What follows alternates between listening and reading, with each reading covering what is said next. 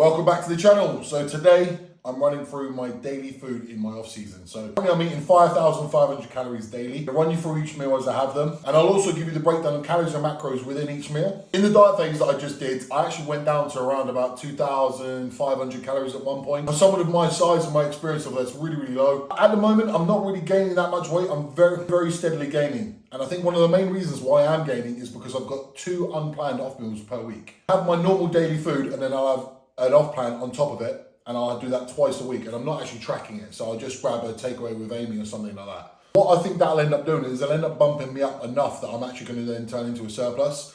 Now the reason why I'm doing it in such a steady manner is several reasons actually. Number one, I don't like the way I look when I'm fat. The slower I gain, the less fat I'm going to gain, and I just can't stand it. Even like, not even just the way I look physically in my body, but even in my face, everything. Number two, in the past, I've definitely eaten too much to a point where I'm force feeding all the time. And I find that life becomes a little bit miserable if I'm force feeding every single meal. So there's that. Then the other one is whenever I do start prep, I don't just want to be at a point where I'm carrying needless fat and just having to make more of a job for myself. So instead, I do things in a more measured approach. So I have more longevity with actually enjoying off season, because off season for me is actually a little bit harder, I would say. It's easy for the first bit, but it's sustaining an off season for like 6 to 12 months is not that easy. And the people who think it is easy are usually really into food, like they just love eating food, and that's fine, like everyone's different. Or the other one is they don't have to push food very hard, and those two are usually linked anyway.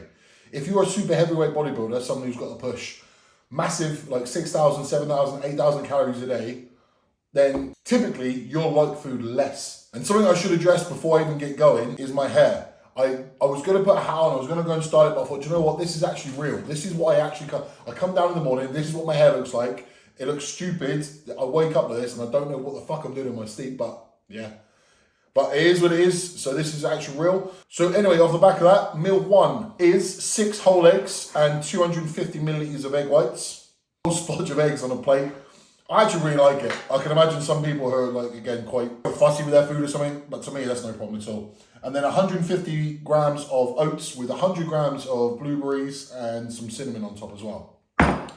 Most of the sauce I use throughout the day is this. Occasionally, I might use some barbecue sauce or mayonnaise, depending on what I'm eating. In fact, there is some in today's food. But this is my go-to for prep and for off-season. I just love it. And the calories and macros for this meal are here. Time to eat.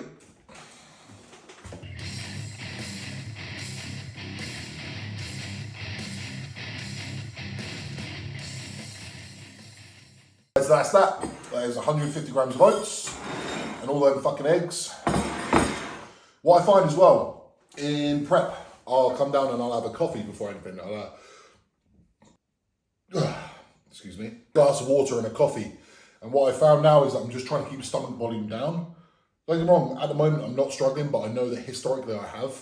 I start to struggle with the amount of food that I have to eat. I have to be mindful of when I have coffees and stuff. If for example, if I were to go to Starbucks or whatever and have like a latte, I'm fucked. Because that's like, it fills me up like a meal. Maybe I'm going a bit over the top, but it certainly doesn't make the day easier, let's just say that. So there's no way I'm having anything like that, no way. So it forces me to be way more on it. Even if I have like a 0-calorie drink, you know, like a Pepsi Max, which I absolutely love. If I do that, it curbs my hunger to a point where I'm like, do I even want to eat? So I've got to be mindful of the liquid that I have as well. I have to time things properly. Otherwise, it just makes the day way harder than it needs to be. And today is chest and triceps, and areas that I really, really need to work on. And typically, I would like to go and train after one meal. I don't really like too much in my stomach when I train. I usually feel a little bit, I just don't feel as good. But actually with the quantity of food that I have to eat and the time, the way that it works out, it's actually way, way more beneficial if I eat 2 meals before I train. Again, it might seem like a detail that doesn't matter, but when you start getting in higher quantities of food, these things do matter. Timings do matter. Because if let's just say, for example, I eat the first meal, then I don't train till like midday, for example, or 1, and I don't come back until like 2, 3, and then I've got to eat like 4 big meals from like 3, 4 onwards. Let's say by the time I've actually cooked it, it becomes like 4 o'clock in the afternoon. And then, so between like 4 and 10, I've got to have 4 big meals. It's quite a lot, you know, and when your appetite isn't amazing, like mine, it's just not really what you want to do. In prep, that's fine, because the meals are not only are the meals smaller, but you're more hungry and leaner. At the moment, I'm still like fairly lean-ish, but relative to what I can be, I'm not that lean. So the less lean I am, the less my appetite is, and I have to be careful with timings. Whereas, as on prep, I don't really need to bother too much about that. But anyway, the next meal will be in a couple of hours, so I'll see you then. Okay, so my final 2 meals of the day, one will be a chicken and rice meal, and the other one's going to be a beef and potato meal. I'm actually going Christmas shopping tonight, so I'm going to have to prepare them as and when I can. So likely I'll do one now, and then I'll prepare the other one later on when I come back in. But having to do both of them later on is probably going to be a problem in terms of time. So the next meal is 250 grams of chicken, 100 grams of rice, and mixed veg. What I realise is, when I see a lot of clients, they might tag me in a post or something out on their story, and when they have these three things, so chicken, rice, veg, they think that it needs to be separate on the plate. They think literally plain chicken, plain rice, plain veg. 3 things. It definitely doesn't need to be that way. What I end up doing is I'll put some garlic, some herbs, spices, even like a stock cube. I found that way you can make the dishes actually a lot more interesting and way more enjoyable to eat. My choice of mixed veg is courgette, carrot, onion, and pepper. Just a small bit of each of them. I don't weigh out the veg because it's so low calorie. The combined calorie total of them is not very high at all. The stock cube itself is barely any again. Rice. Can I use packet rice? It's not identical because it has got preservatives on it. For all intents and purposes, for most people, this is absolutely fine to use. But the bit that confuses people, it says 250 grams on here. So they think that they're having 250 grams of rice. Technically speaking, you are, but that's because it's been cooked. Its raw weight and its cooked weight are different. 1 packet of this is equivalent to 100 grams of raw weight rice. How do we know this? So a really easy way of doing it, work out how many calories are in 100 grams of raw weight rice. And then compare that to the back of this. How many calories are in this? The same. So even though it says 250 grams, it is the equivalent of 100 grams of raw weight rice. So enjoy it. Oh, look at that shit. First go. Food prep also doesn't need to take that long. From start to finish for me to do this meal, I would say probably maximum 15 minutes, more than likely 10 minutes. And I'm going to show you now, nice and quick, how it goes.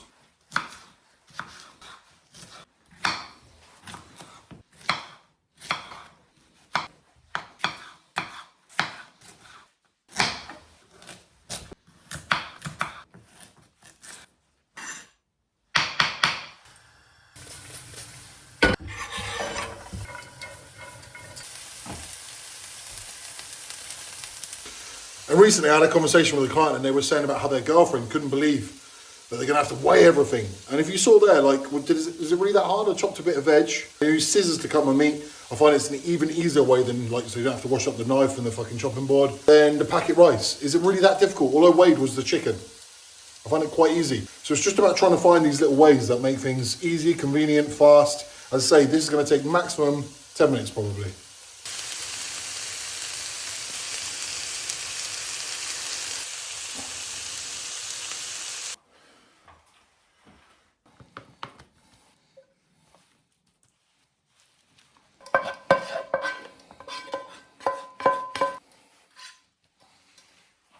Yeah, so there's about 10 minutes or so, and I've got this lovely chicken, rice, and veg. As I say, the things do not need to be separate on your plate. This is something, even if I wasn't a bodybuilder, I would enjoy this. This is a nice meal. So as I'm going to be out later on doing Christmas shopping, that is going to be with me now. No chance of me missing that meal. And now I'm going to go and get ready, and I've got to have my pre-workout meal. So I'm just going to go get changed, ready for my session, and be back with you in a bit. Okay, so pre-workout meal. Going in about half an hour to 45 minutes before I train. It is 150 grams of cream of rice and 60 grams of whey. The calories and macros will be here. And what I use is my sponsor. So my sponsor is Complete Strength. It always feels like such a sales pitch, and actually it really isn't. If I didn't like the products and I didn't want to use them, this isn't like my only offer and I'm scratching around for offers. They wanted to sponsor me and I was more than happy to because I fucking love their products. And so this one here is probably my favorite cream of rice I've ever had, ever. Cinnamon cereal cream of rice, honestly. I'm not even that big on cinnamon. Funny enough, I had it with my meal one as well. Cinnamon's good, but not amazing, but that's that flavor. Start again. It's amazing. And this one, sticky toffee pudding. And the combination of them both is very, really good. I was also thinking about doing it like where you actually like hear me eat, because is it called ASMR? I eat really loudly. Amy always has a go at me for it. Like I like, so I don't think it's probably beneficial for me to eat whilst it's not on a time lapse. Let's give it a go. See how quiet I can be. Not too bad. Me personally, I find it so annoying when people clap their lips when they're eating. So personally, I ain't gonna do it. But anyway, I'll get this in. Oh, excuse me, sorry. There's actually 40 grams of almond butter that goes in this as well. So I will put that in and then get to work on it. Almond butter in first. Can't believe I nearly forgot that.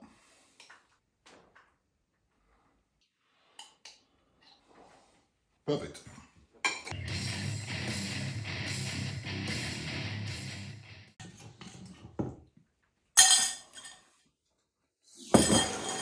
Chest and triceps. My intra-workout drink is EAAs, creatine, and cyclic dextrin. So, the purpose of these is for improved performance within the gym, better recovery, and it's another way for me to get some more calories in without even really feeling like I am, if that makes sense. I always found in the off season, how do I best put it? Secret calories was always like a big win. If I could get a little bit more food in without even feeling like I was, that's a big win. Give that a shake.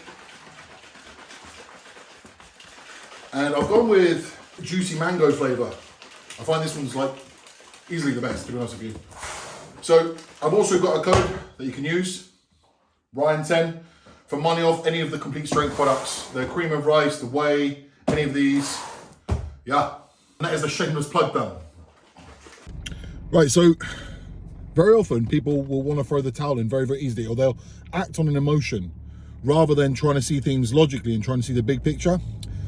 So what's happened recently is I've had a client 2 days ago say to me, look, I've really lost my head. I don't know what to do, like he's on a diet phase. When a client keeps telling me that they're struggling, like I want to immediately like try and make it better for them. But sometimes you just got to ride out the negative times because they don't last. Like, and to be honest with you, are they really negative? It's all just part of the process. Part of being a human being means that you're up and you're down and you're up and you're down. Like throughout each and every one of your days, I'm sure there are moments that are better than others. And that's fucking normal. It's like, you don't need to stress too much when something doesn't completely go your way, because, you know, how you're feeling right now is very much temporary. It's just a moment in time. It doesn't mean that it's set forever. Spoke to another client this morning and they were saying how they just couldn't get their head straight because of the Christmas period, and they've just been struggling a little bit with food. And then actually, and you know, we had this conversation several weeks, maybe like a week ago. And actually, then this morning he said, I was so close to jacking it all in. And I was like, man, that's crazy. Like, what kind of example are you going to give your children? Or what kind of, like, are you really doing yourself a justice if you give up every time something gets a little bit tough? I just can't believe that people are will so readily give up on what they're trying to do just because of a little bit of discomfort. Now, I realise that we all deal with stress differently, and it's not like one size fits all. I totally get that. But it's just crazy to me that people are willing to give up what they want just because they're feeling a little bit of discomfort. So it's just not how my brain works. And I had the same conversation with Amy last night. So I said it 3 times in the space of 24 hours. I was explaining to her how, like, she sometimes thinks I'm a little bit careless, as in I don't seem to show much emotion on certain things, or I just seem to be a bit too relaxed on certain things. But honestly, it's my way of dealing with things is that I try and make them seem smaller than what they are potentially, because it just makes everything more bite-sized. So if you have like some stress coming in your life, you know, you could let it rule every one of your thoughts, and it could end up being a real negative and start bringing you down. Whereas if you just try and downplay it, that doesn't mean don't do it, doesn't mean don't address it, but it just means downplay it. Don't give it the power over you. Try and keep power over it.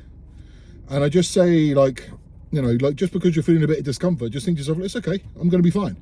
Like, this feeling is very much temporary, and I will overcome it, and I'm going to be good in no time at all.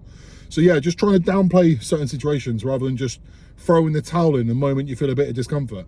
I just think it's something that a lot of people could really benefit from. Instead of facing adversity, then giving up, dig your heels in and fucking go for it instead.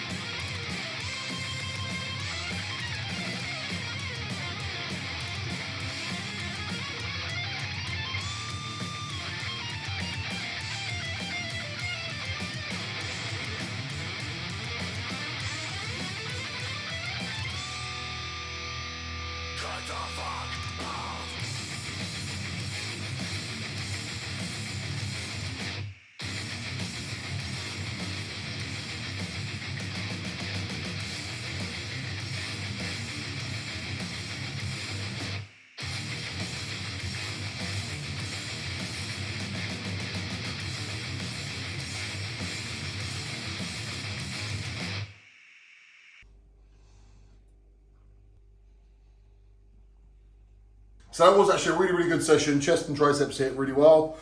Post-workout, 250 grams of, do you know what? It was supposed to be frosted wheats. These are my favorite. This is my favorite cereal. But there was only 200 grams, so I need 250. So 250 grams. I made up the other 50 with Rice Krispies. I use semi-skim milk. Some people are like, oh, I can't. I like it, so I'm gonna use it. And also 60 grams of whey with this as well. So calories and macros here. I'm gonna get into it.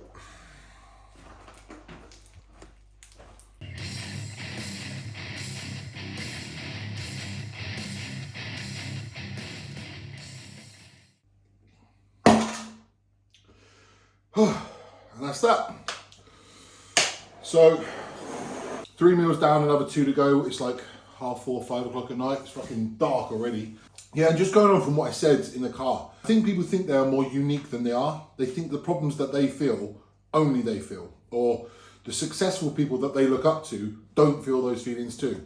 But the truth is, we're all people. We're all humans. We all have the same emotions. We have different coping mechanisms. Some people are very, very good at compartmentalizing emotion. Some people are very good at dealing with things, and some people quite simply aren't. So you're not unique. Everyone feels those feelings. Remember, the people that you look up to probably felt the things that you felt too. They just didn't quit. So don't feel like you're hard done by. Don't feel like you're the only one suffering, or you're not. Everyone has similar stuff. People go through financial worries, arguments, breakups, job stress, family stress, fucking anything stress. Everyone goes through similar stuff. Lacking motivation, we all have it. It's just about remaining consistent even when the chips are down. When you're flying high, it's easy. When you're down here, you still got to turn up because you're not going to stay there. You're going to be back up again soon enough. These fluctuations happen for everyone. Don't give up at the first hurdle. Anyway, time to take the dog for a walk. Come on, say hello. There he is. We're going for walkies. Walkies? We'll go for walkies. Walkies. Well, there you go. Now, the final meal of the day, and it's actually something I give quite a lot of my clients as well. On the plan, what it will read is beef mince, burger buns, potato, and then slices of cheese, and maybe mixed veg and mixed salads on that. Now, I assume that people know that they should be making burgers with that, and obviously I tell them as well, but I never know how that's looking for people. And I tell you what, I feel like I've perfected this. Maybe not perfected it, but they're pretty fucking good. My final meal is 500 grams of potato, 300 grams of beef mince, 2 burger buns. I actually use brioche buns because I like them a little bit more. 2 slices of cheese, and then like lettuce, tomato, onion, things like that. So the calories and macros for this meal will be here. Anyway, short and sweet, the method is chop these into chip shapes, microwave them for about 12 to 13 minutes, then put them in the preheated oven for about 15 minutes and they brown off in there. Season the meat, make the burger patties, put them on. Once they flip over, I then put in the onions and then put on the cheese on top. I put a little bit of water in there and I usually cover it over so then the steam covers and melts the cheese on top. Turn the heat down and create the burgers. So I toast the buns. I put lettuce, I put some mayonnaise, lighter than light mayonnaise by the way. So a little bit of barbecue sauce, a little bit of hot sauce, some coriander, which is a bit weird, but I really like it in burgers, and tomato, onion, yeah. So that's it. So I'm going to show you the finished product. Rather than me cooking it, I'll just show you what it looks like at the end.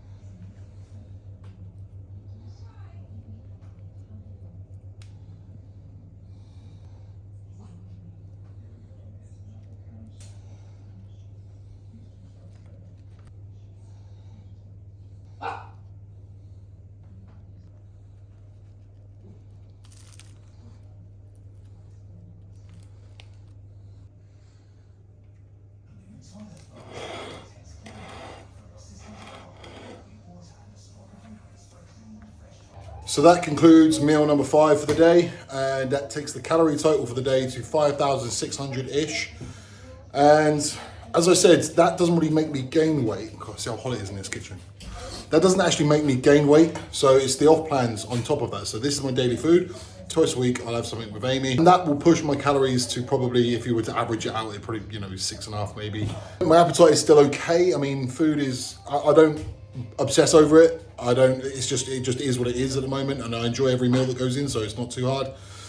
And that's that. Thanks for making it all the way to the end, and I'll see you on the next one.